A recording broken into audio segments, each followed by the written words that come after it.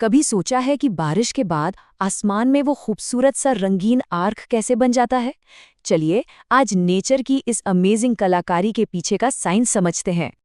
तो सवाल यही है, पानी की एक नन्ही सी बूंद में आखिर ऐसा क्या होता है कि वो पूरे आसमान को रंगों से भर देती है? इसी जादू को आज हम समझने वाले हैं। तो चलिए इस मिस्ट्री को सॉल्व करने की शुरुआत करते हैं एक सिंपल से कांच के प्रिज्म से। देखते हैं कि जब इससे सिर्फ एक रंग की रोशनी गुजरती है तो होता क्या है।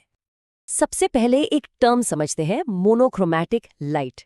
सुनने में थोड़ा साइंटिफिक लगता है, पर इसका मतलब बड़ा सिंपल है। एक रंग का प्रकाश, यानी सिंगल कलर लाइट। जैसे किसी लेजर से निकलती हुई रेड या ग्रीन लाइट। तो होता क्या है कि लाइट रे का रास्ता दो बार बेंड होता है। एक बार जब वो प्रिज्म में एंटर करती है और दूसरी बार जब उससे बाहर निकलती है। और ये दोनों बेंड्स, ये दोनों मोड बहुत इंपॉर्टेंट है। और इन्हीं बेंड से जो सबसे इंपॉर्टेंट चीज निकल कर आती है वो है एंगल ऑफ डिविएशन। ये बेसिकली एक मेजर है कि लाइट की किरण अपने ओरिजिनल सीधे रास्ते से कितना भटक गई है। इसको हम मजाक में पथ भ्रष्ट एंगल भी कह सकते हैं। एक रंग की कहानी तो आसान थी, पर असली मजा तो अब शुरू होगा जब हम सूरज से आने वाली वाइट लाइट को इस प्रिज्म से गुजारेंगे। देखते हैं अब क्या होता है। तो सवाल वही है, अगर हम एक सिंगल कलर की जगह नॉर्मल सनलाइट इस्तेमाल करें तो प्रिज्म क्या करेगा? और इसका जवाब काफी सरप्राइजिंग है। ये जो व्हाइट लाइट हम देखते हैं ना, वो असल में एक कलर है ही नहीं। ये तो 7 अलग अलग कलर्स की एक टीम है, सब एक साथ मिक्स्ड। यहाँ एक बहुत ही इंटरेस्टिंग कनेक्शन सामने आता है। किसी भी कलर की वेवलेंथ यानी उसकी तरंग दैर्ध्य और उसके भटकने यानी डिविएशन के एंगल के बीच, ये दोनों आपस में जुड़े हुए हैं।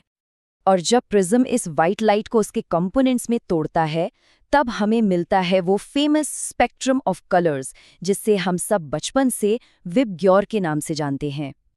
और यहाँ फिजिक्स का एक सिंपल सा रूल काम करता है। जिस कलर की वेवलेंथ जितनी लंबी होगी, उसमें भटकन उतनी ही कम होगी, और जिसकी वेवलेंथ छोटी वो सबसे ज्यादा बेंड होगी या भटकेगी। तो एक इंटरेस्टिंग सवाल दिमाग में आता है, अगर एक प्रिज्म लाइट को तोड़ सकता है तो क्या वो इसे वापस जोड़ भी सकता है? और जवाब है बिल्कुल। अगर हम इन 7 रंगों के रास्ते में एक दूसरा प्रिज्म लेकिन उल्टा करके रख दे तो ये पूरा मैजिक रिवर्स हो जाता है। सारे 7 रंग मिलकर वापस एक सिंगल व्हाइट लाइट बीम बन जाते हैं। इससे एक बहुत ही लॉजिकल सवाल निकलता है, अगर प्रिज्म लाइट को स्प्लिट करते हैं तो फिर हमें खिड़की के कांच से देखते वक्त रेनबो क्यों नहीं दिखता? इसका जवाब बड़ा स्मार्ट है। एक फ्लैट ग्लास स्लैब जैसे खिड़की का शीशा असल में 2 प्रिज्म्स की तरह काम करता है, एक सीधा और एक उल्टा, एक साथ जुड़े हुए। तो जैसे ही लाइट स्प्लिट होती है वो अगले ही पल वापस जुड़ भी जाती है। तो चलिए अब तक हमने जो कुछ भी सीखा है उसे अप्लाई करते हैं नेचर के सबसे ग्रैंड शो पर, रेनबो यानी इंद्रधनुष। अब प्रिज्म को भूल जाइए, नेचर के पास अपने खुद के लाखों करोड़ों प्रिज्म्स हैं।